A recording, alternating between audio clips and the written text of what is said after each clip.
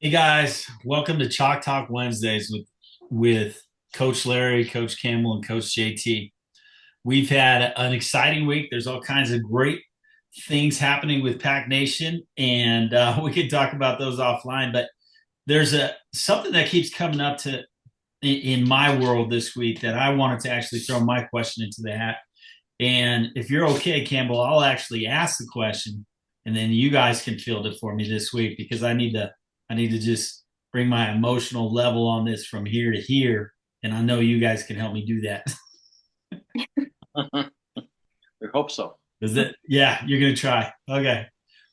So my question is, as a coach, no matter what level you're coaching at, is your job to inspire, motivate, and fuel the dreams of these kids, regardless of where they end up? Or is your job to be a realist? You go ahead, answer that for me. I will right now for you. We're there to inspire, to coach these kids at to the best of their ability. And by cutting them down or degrading them or any way whatsoever is never good for anything. As a parent, as a coach, as a teacher, nothing. You can't do that. You got to inspire these kids to grow, and they will grow with you. I have a great example of this right now, Coach. Troy Whiskey. We have a thing at CSUP every year as a rendezvous. We bring in some celebrities, some pro athletes, whatever, to do our guest speaking for us at our annual banquet. And one year we had Troy Whiskey as our guest speaker, and every little kid. That's when they were on fire. They got the World Series. I mean, the Rockies they're awesome.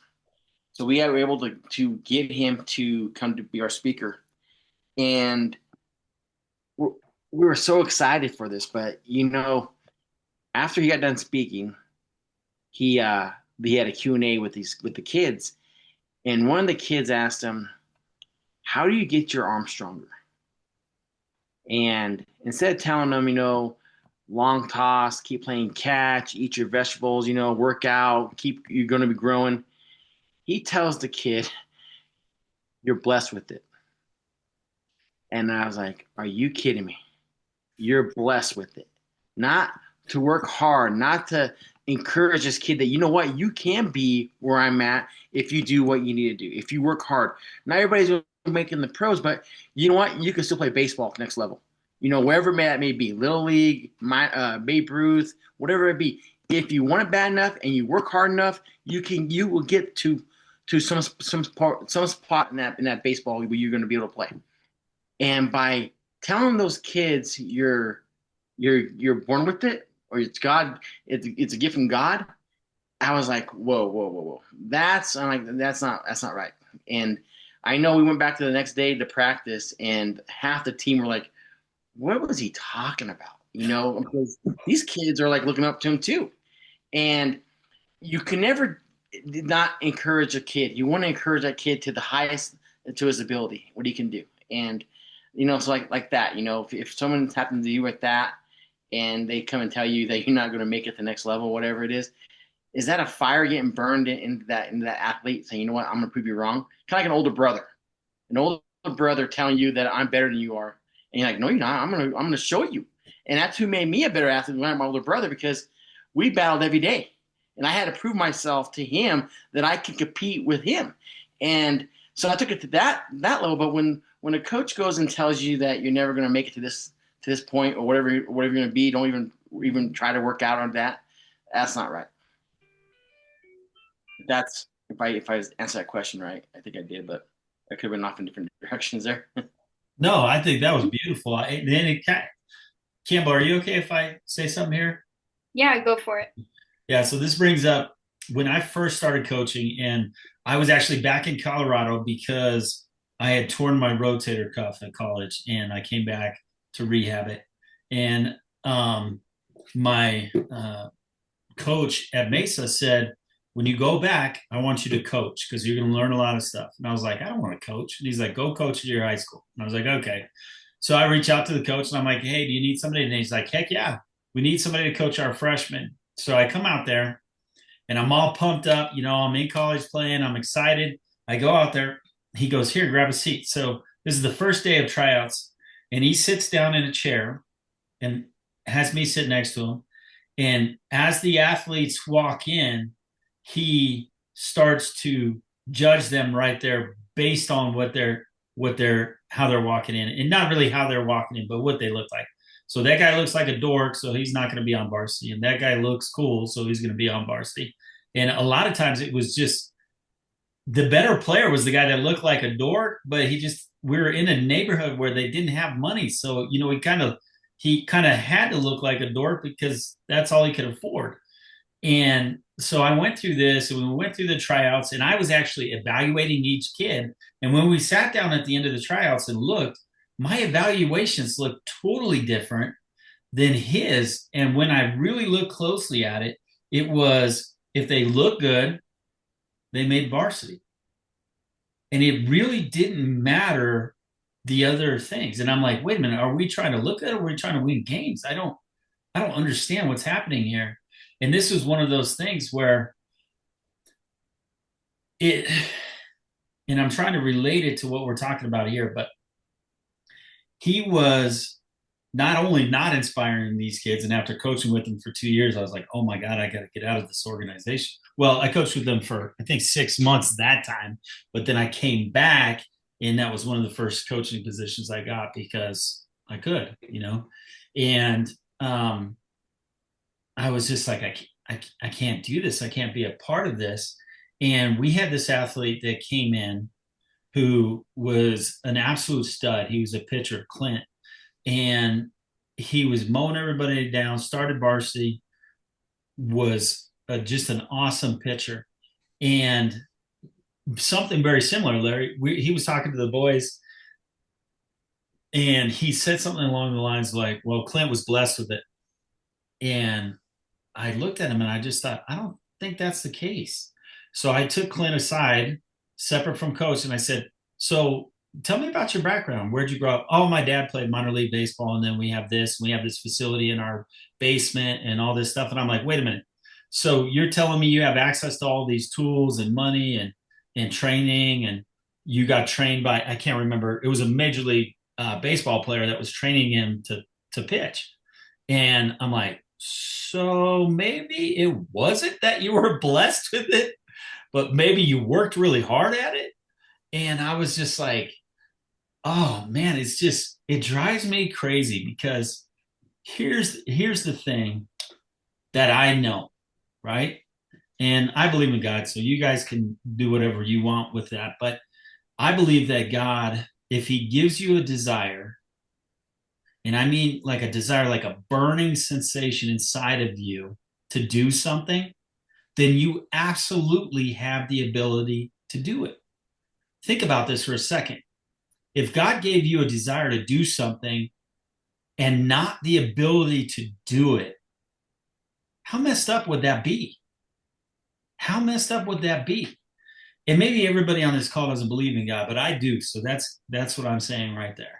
So if somebody comes to me and they say, JT, I want to play college softball or I want to play college baseball, I say, okay, what are you willing to do for it?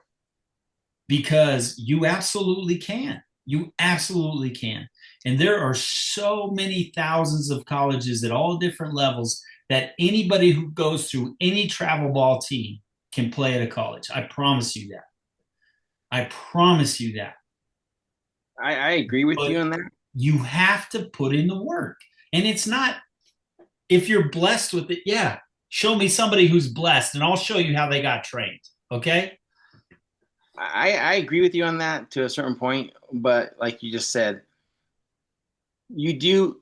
I mean, if I wanted to pitch in college, my 75-mile fastball is not going to make it. I can play long toss, I can lift, I can work out. This arm is only going to go this fast on a mount. And if you look at Pro Scout, he looks at that scout at a pitcher or a fielder from third to first, and he guns that throw, and he goes, "Does that kid pitch?" Because he has a arm, you know what I'm saying? So now he goes on the mound.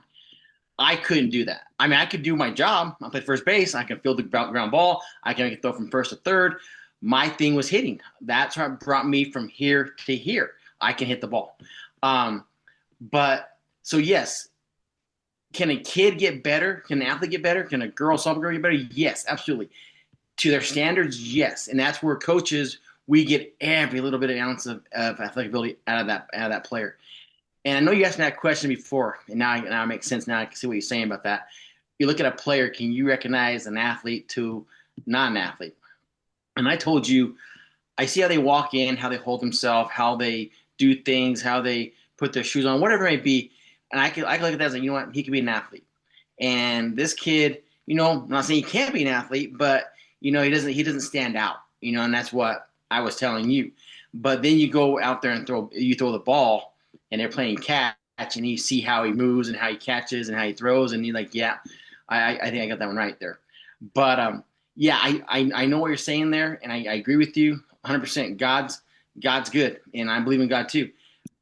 But that limitation where that kid's going to be, that's where our job is to get every little bit of ounce of athletic ability out of that kid. And he may not be a pitcher, coach. He may be right fielder, left fielder, second baseman. That's where we get in and we say, maybe you don't want to be here, but you can play here. You know what I'm saying? Or maybe you can't. Maybe you're a catcher. We don't know until we were out there working with the kid. So I will never tell a kid, no, we can't do it. We look for the best place for that kid to play. You know what I'm saying? And that's where we do as a coaches do that. So I agree with you on that one. So I yes. love, and I'll share a story with a pitcher that went to Benedictine College in Kansas. And I'll also ask you a question. Did you have a desire to pitch?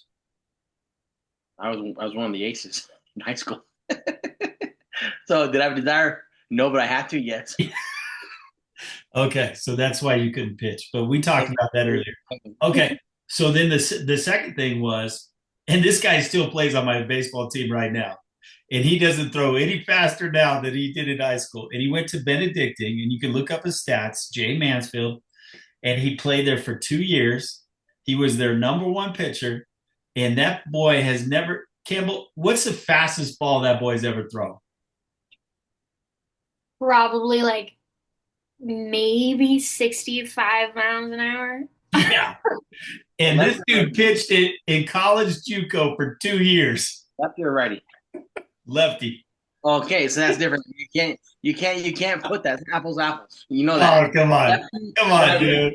you have a lefty that throws 85 is going to get a lot farther in baseball pitching wise than a right-handed pitcher 85 miles an hour. You know that. You know that. It's just lefty pitchers. I mean, they're just so unorthodox and they're so their ball naturally moves and so but like I said, yeah, he look at like you said, Charlie Huff pitched to his 48 years old, but he had a pitch that they couldn't hit, knuckleball.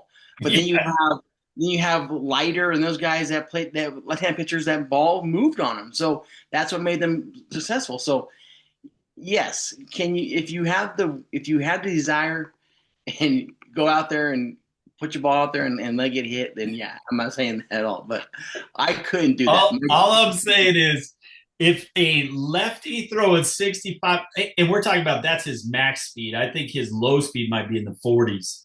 Mhm. But if you're a lefty doing that going to college, I'm just telling you, there's 40-some thousand colleges in the Yeah. United States alone. There is one that will take you. 100%. 100%.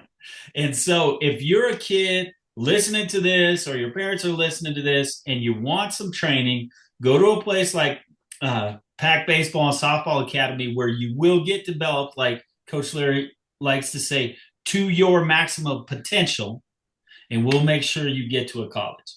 It may not be, LSU, or it may be LSU, but we'll make sure you get to that next level if that's your desire. Because my job as a coach and Larry's job and Campbell's coach is to inspire you by believing more in your abilities than you do currently. Like, I believe you could do more than you're currently showing me, or I wouldn't be spending my time on the field with you showing you how to do more. 100%. I agree with that. Well, and I agree with you there, JT. I actually I have a guy on my team. We call him Woody. That's not his real name, but that's the nickname he goes by. And this kid, when he came to me last year, he had never played baseball. He played cricket, but he had never played baseball. And for the first like 4 games last season, whenever he was up to bat, which was not very often, but whenever he was, he wouldn't take his bat off of his shoulder. And whenever he went out into the field, he could not catch a ball. Even if it was, like right in his glove, could not catch the ball. And he has this desire. He wants to play. He has this fire that's just so admirable, and he just really wants to play, and you can tell he wants to play, and you can tell he wants to get better, and he wants to learn. And so I don't know from what you guys have seen, but I feel like every time I see him out there, he's one of the most coachable guys on my team because he has that desire to learn. And I mean, now he's our starting right fielder. He, any ball that's in his space, he has it. He's got it. And when he goes up to bat now, he's still working on it, still got some improvement, but he has like 4 or 5 hits so far this year. So compared to last year, his improvement is incredible, and I think it's just purely because he has that desire to learn and he wants to be better. He wants to play. And then also kind of going off of that, um, I am one of the most least athletic people I know. But whenever I like get into something that I really truly love, like we had my anatomy teacher my senior year of high school made us make juggling balls and wanted us to learn how to juggle by the end of the year. And I learned how to juggle.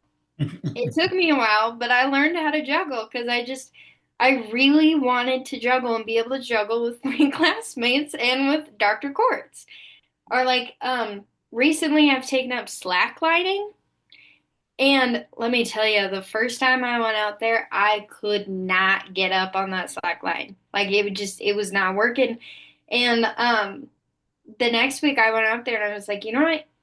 I can do this. I bet I can do this. I'm gonna just keep trying and trying and trying. And it's been 3 weeks now, and now I can get up onto the slack line. I'm not up there for very long, but I can get up there. And it's just because I have that desire to learn. And I think as long as you have that, you can you can do anything. Yep. And like some people, yes, they do have more of a natural athletic ability. Like Miley, for example, my little sister, she is so incredibly athletic. Like she has the build, she has the smarts, she has everything she would need to be an amazing softball player and maybe even play at a professional level. But you can tell that she doesn't quite have that passion behind it that'll take her to that next level. And she may find it. You never know what's going to inspire her. It may be the next level. It may be if she goes to Maryland or if she goes to Kentucky or wherever it may be. That may inspire her. Right now, she's she's in a spot that's just like going in a circle, and she's trying to get through that next part of her life. It was first it was high school, now it's JUCO. Then you don't know what's going to inspire her the next 3 years of her life playing next level. I mean, she may fall in love with wherever she's at and say, I love this game. And all of a sudden, the thing we've been teaching her is now clicking, and now she's getting better. She's getting stronger. Uh, Different environment always will make you better. You know what I'm saying? Because now she's in a D1 program or a D2, whatever it may be, and now she's getting proper nutrition. Now she's getting the better weights. Now she's getting better coaching, better facilities, whatever it may be. It might trigger her, and all of a sudden, boom, like Coach Snowy says, it activates her. She just got activated. I mean, boom, there she goes. You know what I'm saying? So, yeah, I mean, we never know what's going to happen. That's what I'm saying. You can never tell a kid no, especially when it's a freshman, sophomore year, because they're going to grow. I mean, their body's going to grow. They're still babies. They're going to grow into this body. All of a sudden, they're 6'3", 6'4". I'm like, what happened to this kid? So, yep. Yeah, I love it. And one of the things you were saying about Campbell, we know Woody, and he's always that kid out there with those big wide eyes, like, whoa, what are you saying? What are you saying, coach? He's just, I love those kids because there's the one who fakes it, right? The one that's like, oh, how can I help you, coach, and all this stuff. And you can tell they're just trying to suck up to you and not necessarily trying to be a better softball player or a better baseball player. But then there's that kid that just can't take their eyes off you. Like when we were with Coach Burt and he was coaching us up, he was activating the crap out of us, and I couldn't take my eyes off him. When you're like that, you're so coachable and you're in such a place that you actually grow in that moment. And all of a sudden you believe you can do better, you can do more, you can do these things that you maybe you never even tried before. And if somebody like Coach Larry is on the field with you and he's coaching you up and he says, I know you've been second base your whole life and your dad was your coach, right? Yeah. Yeah, my dad was the coach. He said because of my size I should play second. But you got really fast hands and a strong arm. What if I anchored you at third base? Can we try you there and see how that works? And he's not very mobile, but he's got fast hands and a strong arm. And now all of a sudden he's a stud third baseman. Mm-hmm. So that's part of it, right? Maybe as a coach, you need to be looking for those things and putting kids in a position to succeed. Not just asking them what position do you play, and they go out there and you can see that they're not a good fit for that position, and you just say, okay, you're going to have to sit on the bench because somebody else is better at that position, instead of saying, you know what, why don't you try center field? You're really fast and you catch fly balls well. Let's just try it out, and all of a sudden they get out there and they're making plays and having fun and believing in themselves, and all of a sudden they're like a stud. I can't tell you in 24 years of coaching how many times that has happened. Yeah, I've been there too. It's crazy. And they're gonna fight you. And then when they quit fighting you and they realize, well, this is a good move, and now they're happy, is like it's the greatest feeling in the world, because now they bought in what you're coaching them, and it's a great feeling to have. And but once they buy in, if we didn't have athletes pushing themselves to get better, and they listen to their coach saying, like the mile. What was that mile that never couldn't be touched? 6-minute mile. Now they're doing it in 4 minutes. I mean, it's crazy. If you listen to that word, you can't, instead of you can, you won't get nowhere in life. Like Coach and I, if we heard the cans in our life, you can't do this, you can't do that, it will never happen. We'll be still doing the same job we've been doing the last 3 years. Yeah. But starting next week, in 2 weeks, we're going to be breaking walls in our new facility, and Pack Nation is going to be growing every day. So you just can't listen to naysayers. You just got to keep on working, pushing through everything you need to do. Listen to what we're talking about and your coaches, whoever is telling you to get better. And you will get better. You will get better. If you keep on doing things the right way, you will definitely change the norm, and you will get better. You may get faster. You may be a runner. You may be still bases. I mean, baseball is a game of a lot of different avenues that you can do. I mean, right now in the playoffs, you have pinch runners going in to steal a base because they need to run. And that's what that job is. They got called up from the minors to run a base. So, I mean, this is the best game. Softball and baseball is the best game ever invented. And now you're watching it tenfold right now with the Dodgers and the Brewers. I mean, that pitcher last night gave a first inning home run to the first batter, first pitch. And if he would have went himself and say, I'm done, I'm going to get beat now today. No, he struck out. He ended the game, a complete game shutout after that first inning. Complete game shutout. And I was like, that a boy, man. Because he didn't listen to anybody say, you can't do this. He's like, I can do this. And that was awesome. So I'm sorry. Just That's okay. Did you watch Snell go out there and pitch on the mound the other day and throw like 15 changeups in a row? yeah, When was exactly. the last time you called 15 changeups in a row? You get it? Nope. Try it again. Let's do it again. Let's do it again. I mean, things are off the books now in the playoffs. Oh yeah, I love it. I People are love it. button. Now we got button again. We're button ball now. We're playing small ball. That's what baseball's all about. You know why? Because we got to win. Yep. Why don't you do it during the season then? You know why? Why don't we do it all season long? Play small ball. Play the game the right way, and it's going to help you out. But now they're doing it, so I love it. I saw a thing today saying, "Let the pitchers hit again."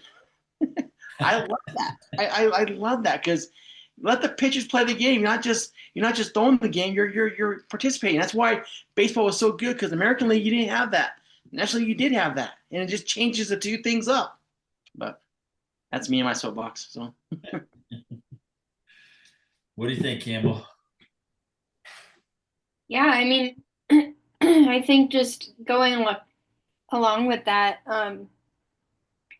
it just all it takes is like finding that passion, that love for the game. So like if you are playing the sport and you are not having fun, you're not loving it, then it doesn't matter what you do, you're probably not going to get to that level you want to be at.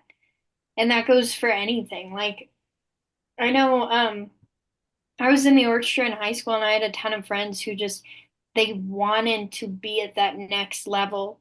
And so they went out there and they practiced every day, after school, every practice room was full and they did it. Like I have friends who I had one friend who he's now he graduated, but he went to oh gosh, what school was it? Some like really big school in Chicago, like a really good school. Um, but he went there for violin and he's doing absolutely amazing things. Do you remember? Oh, Sean, that was his name. Yeah. Yeah. And he's doing absolutely incredible things. And like I know I've had friends throughout my college career who like were in biology classes with me and they were going through the whole pre-med process and they realized that like, oh no, this does not bring them joy. This does not make them happy. It's not for them. And one of my friends in particular, Haley, she ended up switching majors and I just ran into her the other day. She switched over to psychology and she was like, I absolutely love it. I'm having so much fun. I look forward to my classes. I love doing my homework. Like, I look forward to my exams because she's just so passionate about her major now. And I think that's something that's so important. And I think it's a coach's job to ignite that fire or to ignite that passion in their player.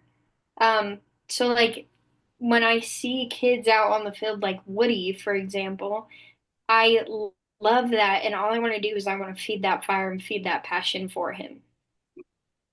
Yeah, you're sort of naturally drawn to it. And I love the way you say that. And we can relate this to life, right? Because at the academy, we teach kids not just how to succeed on the field, but how to succeed in life. And here's one of the things that I've realized. If you're going through school and the reason you chose your major is because you believe you can get a job out of college that makes a lot of money, you're on the wrong path. You're on the wrong path. I mean, you go out there and you find because maybe not so much in this generation because there's so many different ways to make money. But before it was like a doctor, a firefighter, all these things. And maybe not a firefighter was more cool than it was money. But a lot of people are like, well, if you want to make money, be a lawyer or a doctor. All right. Well, I challenge you to go out to whatever city you're in and talk to all those lawyers and all those doctors, and you tell me how many of them are happy. And it's a handful. And it's a handful because they didn't do it because they love what they're doing. They did it because mommy and daddy said, we're going to send you to this private school or this really nice school. You're going to get a medical degree and you're going to make a lot of money. And I say, look, that's crap. You got one life, right? My passion is coaching. And if I wasn't doing that, I'd be miserable. And it doesn't matter how much money you pay me. And if you only got one life, why in the heck would you waste the majority of your life doing something you don't like to do? And I see kids going into college all the time. I'm going to major in business. I'm going to major in this. Well, what gets you excited about business? Oh, I can own my own company and make a lot of money. What kind of company? Oh, I don't know. So you think that because you're majoring in business, you're going to make a lot of money? No.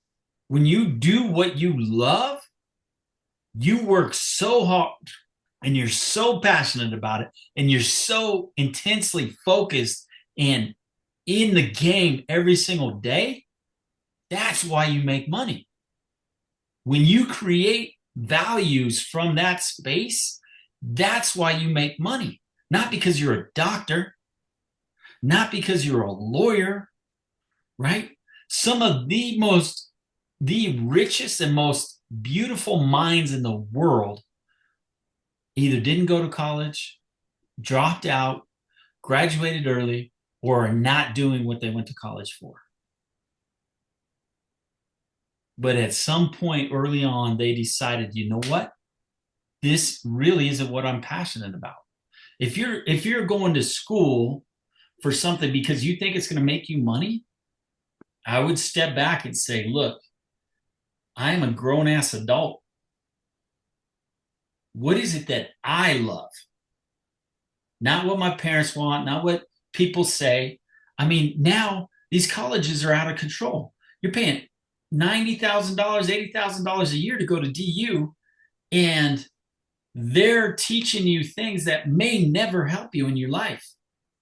I mean, if I was in charge of the schools like the academy that we're going to build in Castle Rock, I will tell you what, you pick what you're passionate about, and we'll educate the hell out of you in that so that you can have a chance to succeed. If you want to be a left fielder and you fit that mold, I will teach you to be the best left fielder you can possibly be. And you will be because you want to do it. You'll love the no fly zone. You want to get extra reps because you're passionate about it. I mean, this drives me insane when I would see a parent come up to their kid and say, you need to focus on this. And I can immediately see the life just drain out of that kid because they have no interest in what their parent is telling them to focus on. And I go, what? How can you not see that? How can you not see? You want to make money? Create value. How do you create value? Whatever gifts God gave you, bring those to the world. Don't worry about how you're going to get paid. Bring those gifts to the world, whether it be on the baseball field or the softball field or in the medical industry or managing from the dugout or on the radio. It does not matter.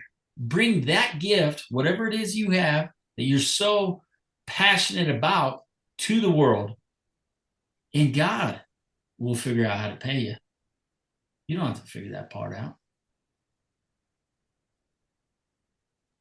Well, I feel like I'm on my preacher's box today, Coach Larry. Tonight, man. Something hit you hard, man.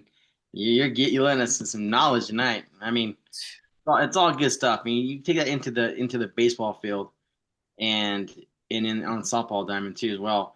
When you have those teams, that's why baseball is the ultimate team sport, because you have that person that's batting number 2 that need to put that bunt down. You think they're passionate about that? No, but if they're a team player and they know their role, all good teams have that person. You think everybody that's in the bullpen wants to be a starter? Yeah, but that role is to come in the 6th, 7th, 8th inning to do your job, and then you have the closer. I mean, if you have teams and players buy in, like you just said, and they're passionate about their position and where they're coming in the game in. I mean, just look at the Yankees back in the 90s when they had Wetland, they had the best closer in the world, Mario Rivera. I mean, every team knew once you get the 7th inning and you're down by 1 run, you lost.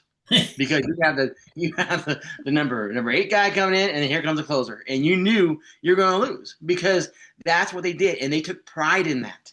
Those guys took pride in that. Like you said, no fly zone. The Broncos, that's what they're called in the defense. There's no fly zone. You don't pass the ball in this area because you will get intercepted or you get deflected. Whatever happens, they took pride in that. So when you have the player take pride in, yeah, I'm maybe going to be a shortstop, but you know what? I see you better at second base. And they take pride in that position and they work hard in position, they're going to get better at the position. And that's what you're saying. And I love that because that's life. That's life. I mean, you're not always going to get handed that silver spoon, but you can work at it, and you can work at anything to get better. And that's with life. You can work at it. So yeah, I like it. I love that. I love that. And it's such a powerful tool and such a powerful lesson, especially if you learn that early in life. And just it doesn't matter what level you're playing at. If you're playing as 10-year-olds or if you're playing in the major leagues, look at what the Dodgers do whenever they go into the playoffs, right? Dave Roberts changes that entire pitching staff around. You got starters are now in the bullpen and all this stuff because he said, you know what? If we do it this way, based on the amount of games we got to do, I will always have the right guy to come in the right situation at the right time when I need him. And what do they do a lot of in the playoffs? They win. Yep. And every single, if they're coming from the bullpen or they're doing the sixth inning or they're doing the seventh, eighth inning and the closer's coming in, they know why they're there and what they're there to do. Because I guarantee you he had that conversation with them and said, look, we're going to win a World Series. This is how we're going to do it. Are you in? Yep. You know what? Those guys say, you know what? You want me to jump off that freaking cliff? I'm doing it. As a coach, when that plan goes to fruition and it's happening, that's the best feeling in the world, man. I mean, I've been there. I've been there on a Thursday Friday game, and we're throwing our pitchers here, and we make it through that first round, and then we go on the second Saturday in the bracket round, and you still have your two aces on that mound ready to go for Sunday.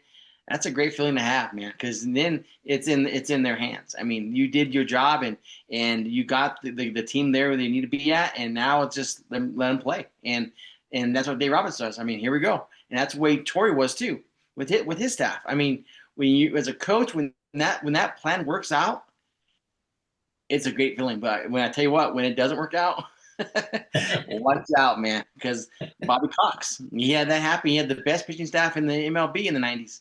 From Maddox to Glavine to Smoltz, but when that thing diverted and they had to do something different, they didn't know what to do because they had the game plan and they just couldn't finish the game plan.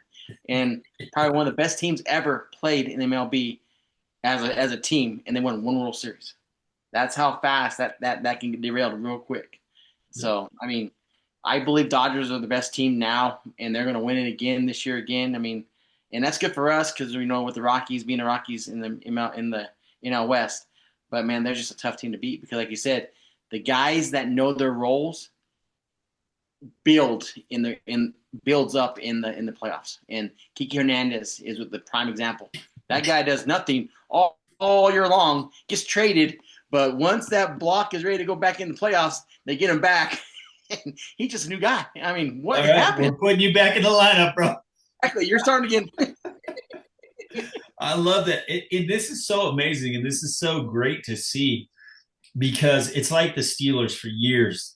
And they have, if you've ever gone down the halls of their stadium, everything is about their championships and their history and all of that stuff. And it seems like they may have lost some of that recently. But in New England, when you had Brady at the helm and Belichick coaching, there was an expectation when you came into that team, into that organization, that you were going to win. And anything less than a Super Bowl win was a failure to them. Now, if you go back into baseball, anything less than a World Series ring right now, I promise you, for the Dodgers, is a disappointment. I don't care if they're playing in the World Series or not. If they don't have the ring at the end, it's a disappointment. And that same mentality does not exist in the Rockies organization. And it doesn't matter the amount of talent they bring in or who they bring in. Oh, we got these great recruits. We got this great farm system. No way. It does. It's not going to until at the head of that organization changes his mind and decides, or her mind, and decides to win, until that happens, it's not going to happen. Look at the Broncos. They're turning around, right? Because a new ownership came in and they said from the day one, we're here to win. Yeah. We're here to win. Whatever that costs, whatever that looks like, they're spending all this money on their practice facilities, expanding it and doing all this stuff, making sure that their players have every chance, every possible chance to win. And the players can feel that, they can feel that. Those coaches aren't there screaming at, they may be screaming at them. I'm not saying they're not screaming at them, but they're not screaming at them to put them down. They're screaming at them to inspire them to be better. They're like, I know I can get more out of you. I know you got more in the tank. Show it to me. And when you start to have that, like I've never been in a room with Dave Roberts, but I can tell you right now that he has that team. They're on his side. They would do anything for him. If he says, hey, I know you've been a starter the entire season, but I need a 6, 7, 8 inning guy or a 5, 6, 7 guy. So if my starter gets in trouble, I know I can count on you to shut him down for those 3 innings. Yeah. I guarantee you that guy's like, whoever it is, like, yes, sir, I'm on it. I got it. Yeah. And if you can inspire that sort of belief in your players, you can have a mediocre team that wins a lot. Well, that's why I think college football and college sports are not changing, because back in the day, you had your top 5, 6 teams, and they're always going to be in the playoffs, and that's what it was going to be like. And now that was called a blue chip athlete, and the top teams had the blue chip athletes. Now there's so many organizations out there that participates in these workouts and getting these kids better. The blue chip athlete's gone. Everybody now blue chip. Everybody's going to these small Division I schools, and they're beating these bigger schools like Boise State beat Oklahoma in the Fiesta Bowl to win a championship. I mean, these schools are now buying into what we're talking about, and they're getting better facilities and better coaches and better players, and now they're competing at the highest level now. That's why now you see the Pac-12 is now dissipating to a different program. Now you have Big 12 getting bigger. You have SEC getting bigger with teams out of California coming that side. It's just becoming a 4 major program from different divisions, and they're going to combine, and it's going to be awesome. But that's what you're seeing, is that these athletes are buying into what they're talking about, and it's awesome. It's good to see. Yeah, I love it. I love it. So what's next, Campbell? Yeah, good stuff, Campbell. Well, I guess, did we ever really talk about, like we did talk about at the beginning, you asked, as a coach, is it good to be realistic or to inspire? But I guess we didn't really talk about where this came from. So do you want to kind of explain to everybody what a dream killer is, and where this whole conversation started? Yes. You can get me fired up again here, Campbell. So a good friend of mine is a pessimist, 100%. Would you agree, Campbell? Yes. And I am the ultimate optimist. If you come to me as an 8-year-old kid and you say, I want to play Major League Baseball, I say, no problem. I know exactly what to do, okay? Because I believe in you more than you believe in you. And I sat down with her and had lunch with her, or not even lunch, it was coffee. And she proceeded to tell me all the things that I couldn't do, that her sons couldn't do, and all of these things because they need to be realistic. This word needs to be stricken from the dictionary, okay? You tell me how many names you know off the top of your head right now that did something freaking fantastic in this world, whether it was on the baseball field or the softball field or in human rights or racial rights or anything that was realistic. I have a dream. When he was saying that, do you think that was realistic? Come on. That wasn't anywhere near realistic. That drives me. Why would you want to be realistic? Oh, I'm just trying to keep my expectations down. What in the hell are you talking about? Put your expectations up here. And guess what? If you don't get here, you're going to get here. But if you take your expectations down here, you're never going to get past this. You're like, I'm good. Here's my expectations. I'm just going to be a mediocre, right? It's like I have 3 beautiful, smart, amazing daughters who haven't even, they barely have a fraction of an idea of what they're capable of. It drives me freaking crazy because they have these naysayers and these dream killers around them that say, oh, you can't do that, or you can't go to an Ivy League school, or you can't get good grades, or you can't make money doing that, or you can't coach on the field, you're a girl, or you can't play at this level, you've only been playing since you were a freshman in high school. That stuff drives me absolutely insane. Why would you ever tell a kid they can't do something? Ever. Right? That is one thing that I have literally walked onto the field and grabbed the coach and said, look, man, stop saying what you're saying. I don't know you. I don't care to know you, but don't do this to that kid. That will get me, there's not much that gets me fired up like this, but killing somebody's dreams, that gets me fired up. You want to be the president of the United States? Go be the damn president. That's a desire that you have? Go do that. If your desire is to work on dead bodies, go do that. I mean, that's not something I want to do, but go do that, man. This gets me fired up. And when I used to do a lot of manifestation coaching, and when I would be in front of hundreds of people and I'm talking to them and they're saying, well, you can't do this because of this, or you can't do this because of this, or the market is so bad. I used to bring a perfect example. I was speaking in Grand Junction and I brought these 2 guys on stage and they were doing real estate in Grand Junction, Colorado. And one guy, I had talked to him before the event and he said, the real estate market is really slow. I can barely make ends meet. I'm working at the King Soopers. The guy sitting right next to him comes up to me and says, oh man, the market's so great. I'm doing this. I did this. I quit my job at the factory. I'm doing all this stuff. I'm selling all these houses. The market's so great. I'm like, where are you working? He's like, here.